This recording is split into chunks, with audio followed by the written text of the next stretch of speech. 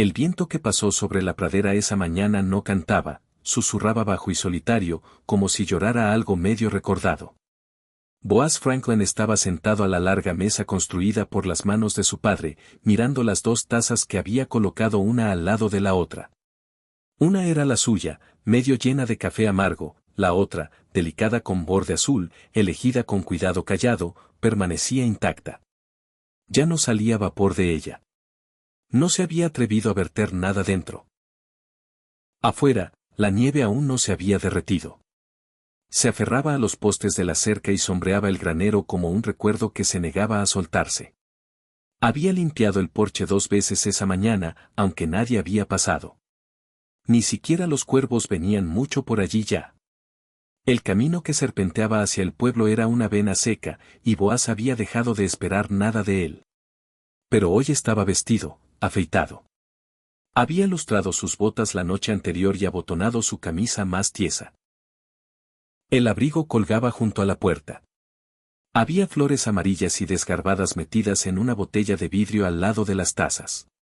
No era un hombre de adornos, pero la carta que ella había enviado mencionaba flores silvestres una vez, como las extrañaba desde que su madre murió, como soñaba con ver algunas de nuevo cuando llegara. Así que había encontrado lo poco que pudo en la zanja congelada y las había puesto allí.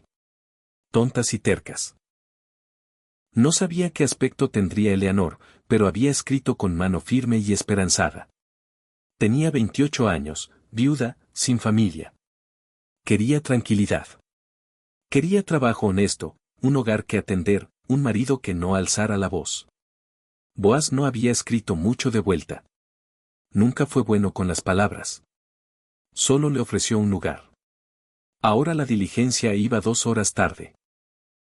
Intentó no notar cómo le temblaba ligeramente la mano cuando alcanzó la taza intacta, solo para moverla medio centímetro, como si preparara el espacio para que alguien la reclamara.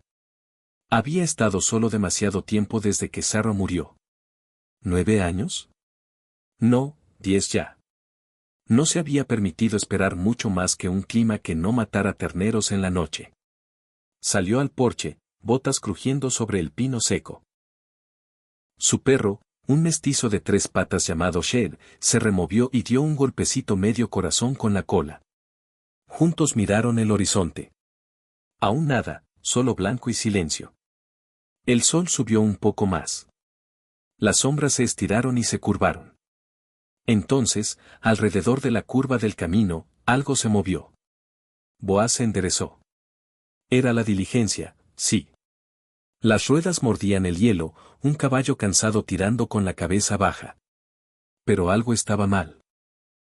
No había baúles, no había cortinas de encaje ondeando en la ventana, no había figura con sombrero asomándose para buscar el rancho del que había escrito. En cambio, había ojos. 7 pares. Niños apretados contra el vidrio como lobos en una jaula. El cochero ni siquiera se detuvo del todo, solo aminoró lo suficiente para que la puerta se abriera desde dentro. Uno a uno saltaron abajo, botas golpeando la tierra helada, ropa raída demasiado delgada para el frío, rostros tensos de sospecha. Boaz no se movió. Una niña, tal vez de 12 años, dio un paso adelante. Su cabello estaba recogido con una cinta deshilachada, el rostro azotado por el viento, pero la espalda firme. Llevaba un papel doblado, bordes húmedos por la nieve. Se lo entregó sin una palabra, mirando no a sus ojos sino justo más allá, a la casa, al granero, a los campos, como buscando una vía de escape. Boaz desplegó el papel. Era corto, garabateado. Boaz, lo siento. No pude hacerlo. Estos son míos. Merecen una mejor oportunidad. Haz lo que quieras. Eleanor. No había firmas de abogados, no mencionaba a dónde se había ido.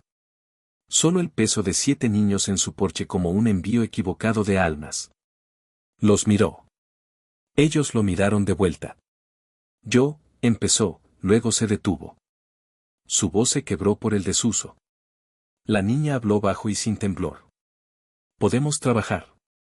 No tienes que darnos de comer gratis. Detrás de ella, un niño pequeño, de 5 tal vez, comenzó a llorar. No fuerte, solo un gemido lento y delgado, como si lo hubiera estado conteniendo durante millas. Otro niño mayor lo abrazó sin palabras. Boaz miró más allá de ellos hacia la diligencia. El cochero se tocó el sombrero y giró el caballo. Sin preguntas, sin explicaciones. La diligencia crujió y gimió al alejarse, llevándose consigo cualquier plan que hubiera existido. Dio un paso a un lado. La niña hizo pasar a los demás, una mano sujetando el hombro del más pequeño. Entraron en fila silenciosa, dejando huellas de barro en el suelo de madera, ojos recorriendo cada rincón, la cocina, la estufa, el hogar. Ninguno preguntó nada. Boaz lo siguió despacio.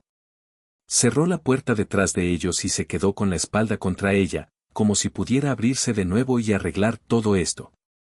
Sade trotó adentro, olfateando a uno de los niños que retrocedió, ojos muy abiertos. Boaz llamó al perro. Nadie le dio las gracias. No esperaba gracias. Una de las gemelas, supuso que eran gemelas, delgadas como postes de cerca y con abrigos iguales, señaló el jarrón de flores. La niña mayor captó el gesto, miró, luego apartó la vista. No con desprecio, no con emoción. Solo hecha. Boaz carraspeó. ¿Han comido? Algunos asintieron. El más pequeño negó con la cabeza. Se dirigió a la estufa. El café estaba frío, pero los frijoles aún estaban buenos. Rompió huevos en una sartén, añadió galletas que había hecho demasiado temprano esa mañana. La comida no estaba lo bastante caliente ni bonita, pero la puso en la mesa. No esperaron. Comieron con el hambre de animales que habían aprendido a no esperar. Solo la niña masticaba despacio. Lo seguía mirando. Josephine, dijo. Ese es mi nombre. Él asintió. Boaz. Lo imaginé. ¿Y los demás? Ella los nombró como un pase de lista que había hecho 1000 veces. Samuel y Ruth. Lito Lare. Thomas y Jem, gemelos. June. Baby Bell, dormida contra su pecho en un cabestrillo. Boaz se sentó despacio, manos pesadas sobre la mesa. Notó entonces la taza extra, la delicada con borde azul, aún vacía, aún esperando. Josephine también la notó. Miró la taza, luego a él, luego de vuelta a su plato. Después de la comida no pidieron que les mostraran habitaciones. Simplemente vagaron, como reclamando espacio donde una sombra dejara lugar. Las gemelas se acurrucaron juntas cerca del hogar. Ruth arrastró una manta bajo los ganchos de los abrigos. June encontró un rincón detrás de la estufa y se agachó como un conejo. Josephine acostó a Baby Bell en una cesta forrada con camisas viejas de Boaz y se quedó vigilando a su lado. Boaz se sentó solo a la mesa otra vez. Los platos apilados altos, comida terminada. Solo la taza intacta permanecía frente a él. La giró despacio en sus manos. Afuera, el viento cambió. Apenas un poco. Menos amargo, como si la primavera estuviera escondida bajo los aleros esperando permiso para volver. Esa noche la casa no se sintió llena. Se sintió hueca de una manera nueva, como una iglesia después de que se encienden las velas pero antes de que alguien cante. Boaz se quedó junto a la ventana mirando la luna subir plateada sobre el pasto congelado.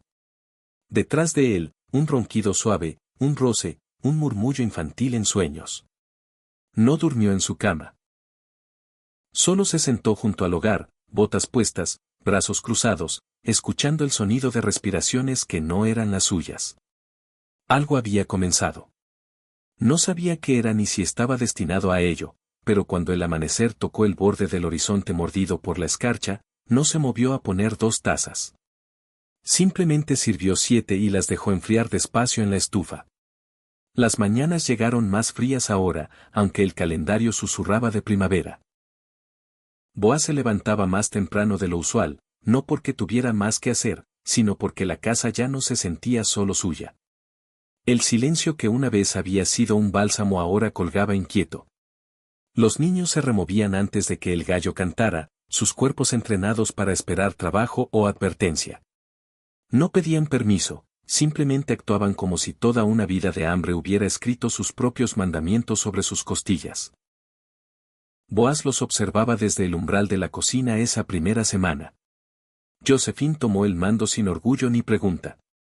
Pelaba papas sin desperdiciar una astilla, fregaba ropa con nudillos enrojecidos, mantenía a los más pequeños cerca como una sombra. Su voz rara vez se alzaba, pero escuchaban. Cuando June preguntó una vez, apenas en un susurro, si se quedarían mucho tiempo, Josephine solo respondió, ya veremos. Esa respuesta no tenía amargura, solo la resignación de una niña que había crecido más allá de los sueños. Boaz no los presionó. Les dio espacio, como un hombre le daría espacio a algo salvaje y medio hambriento. Un movimiento repentino los ahuyentaría. Pero aún así prestaba atención. Tim y Thomas, los gemelos, gravitaran hacia el granero. Lo imitaban cuando palearaba heno, lo seguían a distancia cautelosa cuando llevaba agua al bebedero. Aún no le hablaban, pero había atrapado a uno sonriendo una vez, viendo a una gallina aletear torpemente desde un barril. Ruth parecía pertenecer al porche, sentada con un parche de costura sobre las rodillas. No cosía bien, pero cosía con terquedad, entrecerrando los ojos como una anciana. Ari se mantenía para sí, arrastrando un balde de hojalata a todas partes, recolectando piedras, bellotas, cualquier cosa brillante o extraña. June lo seguía como una sombra, llevando una muñeca de trapo a la que le faltaba un brazo. Ninguno decía mucho, pero su silencio no estaba vacío, estaba custodiado. Boaz intentaba. Hizo gachas demasiado espesas el primer día, frijoles quemados el segundo. No se quejaron. Se lo comieron todo, los mayores guardando bocados para los menores. Cuando intentó poner azúcar para su pan de maíz, ninguno lo tocó. Se quedó allí días, intacto, un montículo de dulzura que parecía demasiado como bondad. Una mañana encontró la cocina barrida y sus botas limpias junto a la puerta. Sin nota, sin reconocimiento. Solo manos pequeñas haciendo lo que les habían enseñado, pagar con acción, no con gratitud. Josephine era la única que lo miraba a los ojos. No a menudo, pero cuando lo hacía era con una pregunta que él aún no podía responder. Algo como, ¿nos vas a conservar o vas a retroceder como los demás? Quería decirle que no sabía qué estaba haciendo, que era un hombre que una vez olvidó su propio cumpleaños, que no había oído la risa de un niño en una década. Pero no dijo nada. En cambio, se encontró revisando la despensa el doble de veces, arreglando el escalón suelto del porche, dejando huevos extras junto a sus platos. Los niños aún no reían, no de verdad. Pero una vez, mientras alimentaba a las gallinas, Boaz oyó un ruido extraño. Se volvió. June reía bajito, viendo cómo una gallina robaba una cinta del cesto de Ruth. Ruth parecía horrorizada. June sonrió, luego, como si se diera cuenta de que había dejado escapar algo, apretó la boca y se alejó. Esa noche Boaz sacó un rompecabezas del viejo baúl junto al hogar. Le faltaban piezas, el polvo se aferraba a las esquinas. Lo colocó en el suelo y lo dejó allí. No dijo nada. Al día siguiente por la tarde 3 piezas estaban encajadas. Al tercer día, la mitad estaba armada. Entonces llegó la nieve otra vez. Una tormenta tardía, aguda y pesada, cubriendo el mundo en silencio. Los niños la vieron caer desde las ventanas, su aliento empañando el vidrio. Boaz cortó leña extra. Hizo estofado que no se quemó. Comieron juntos sin hablar, el fuego crepitando detrás. Después de la cena abrió la puerta para comprobar el viento. Lo que vio lo detuvo. Josephine y Ari estaban afuera, botas crujiendo en la nieve en polvo. Ruth también, brazos cruzados. Los gemelos ya estaban en el suelo, agitando brazos y piernas en la nieve. Hacían ángeles. No con alegría, sino metódicamente, como recordando algo aprendido hace mucho. Boaz salió al porche en silencio. La nieve se pegaba a su barba, se derretía en sus palmas. Los niños no lo notaron, o si lo hicieron, no les importó. Josephine se arrodilló junto a June, guiando sus brazos en el movimiento. Así, murmuró. June miró confundida. Pero los ángeles no son reales. Josephine no discutió. Simplemente movió los brazos de la niña otra vez. Ari hizo una forma perfecta, luego se puso de pie y la estudió como esperando que se levantara y volara. Cuando nada pasó, pateó nieve encima y volvió a la casa. Boaz regresó adentro y avivó el fuego más alto. El calor los recibió cuando volvieron, rostros enrojecidos, cubiertos de nieve, ojos más brillantes que antes. Esa noche Josephine se sentó frente a él en la mesa después de que los demás se acurrucaran a dormir. Baby Bell se quejaba. Josephine la mecía suavemente, pero los llantos de la niña se hicieron más fuertes. ¿Puedo calentar un poco de leche?, preguntó en voz baja. Él asintió. ¿Hay algo en la estufa? No demasiado caliente. Ella se movió con calma precisa, como si aquella también fuera su casa, como si siempre hubiera conocido su ritmo. Boaz no la interrumpió. Es caprichosa. Dalló Josephine mientras la bebé finalmente tomaba el biberón. Siempre peor cuando nieva. ¿Tu hermana?, preguntó Boaz, inseguro si la pregunta era demasiado. Josephine se encogió de hombros. Todos lo somos de una forma u otra. Dejó que aquello quedara, luego, tras una pausa, preguntó. ¿Llevas mucho cuidándolos? Desde que mamá se fue, dijo, mirando a Bell y luego a él. Tenía 8 años. Boaz miró a la niña frente a él y sintió un dolor que no sabía que aún podía sentir. Esto no era una niña jugando a la casita. Era una niña que había mantenido una cosida con hilo y silencio. Son buenos niños, dijo finalmente. Ella asintió. No confían fácilmente. Él removió las brasas con el atizador. Ni yo. Algo como una sonrisa amenazó su boca, pero no llegó del todo. ¿Nos vas a mandar lejos?, preguntó, no con dureza, solo directo. Él la miró, realmente la miró.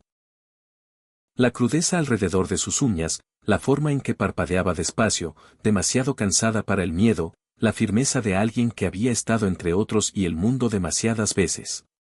No, dijo. Sus hombros cayeron, no en alivio, sino en incredulidad. No tengo mucho, añadió despacio, pero lo que tengo supongo que ya se lo han ganado a medias. Josephine miró a la bebé en sus brazos, que por fin había comenzado a dormir. No necesitamos mucho, dijo. Boaz se levantó entonces, sin saber qué más hacer. Bajó el fuego, colocó la tetera cerca del borde. Ella también se levantó, cuidadosa con la bebé. Se cruzaron en la pequeña habitación, sin tocarse, sin decir más. Antes de irse se detuvo en el marco de la puerta. No somos buenos diciendo gracias, dijo. No tienes que hacerlo. La casa quedó en silencio otra vez cuando ella desapareció en la habitación trasera. El rompecabezas en el suelo tenía 5 piezas más colocadas. La nieve siguió cayendo afuera, cubriendo el mundo en silencio. Boaz volvió a la cocina y se paró sobre el fregadero. Lavó las tazas a mano, una por una, las secó despacio. La taza delicada con borde azul, la que una vez había guardado para una mujer que nunca llegó, ahora estaba junto a 7 tazas disparejas en el estante. Parecía menos sola allí. Y cuando el viento gimió contra las paredes esa noche, sonó menos como luto y más como recuerdo. Se durmió en la mecedora junto al fuego, el calor de 7 respiraciones cercanas manteniendo la oscuridad a raya.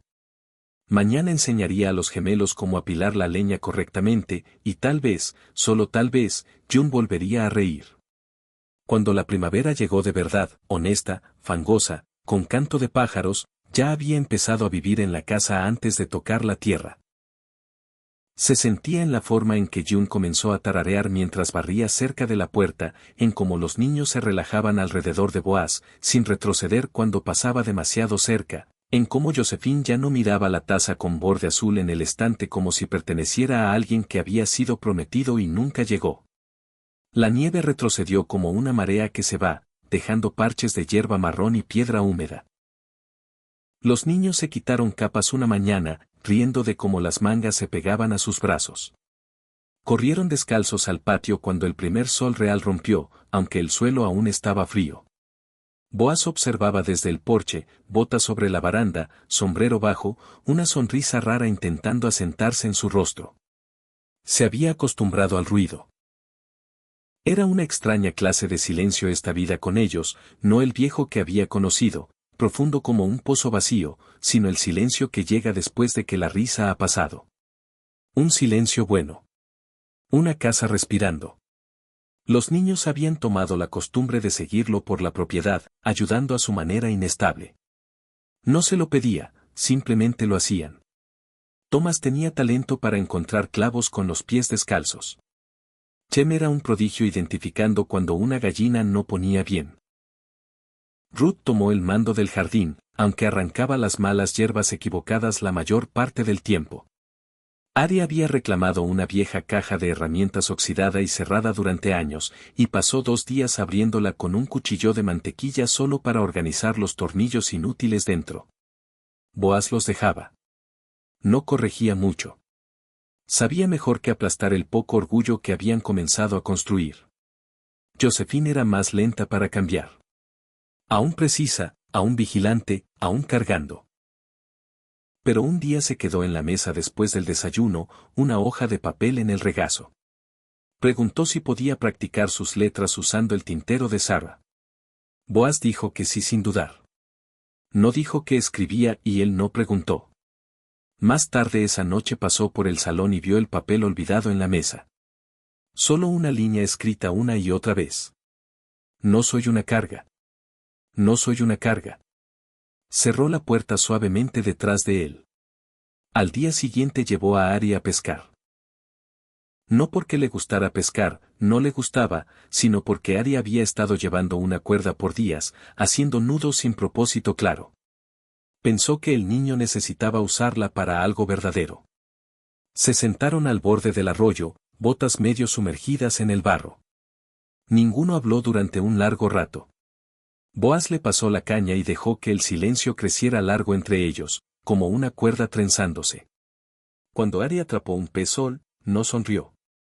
Solo lo levantó como una medalla. Boaz dijo: «Ese vale la pena quedarse». Y el niño asintió una vez.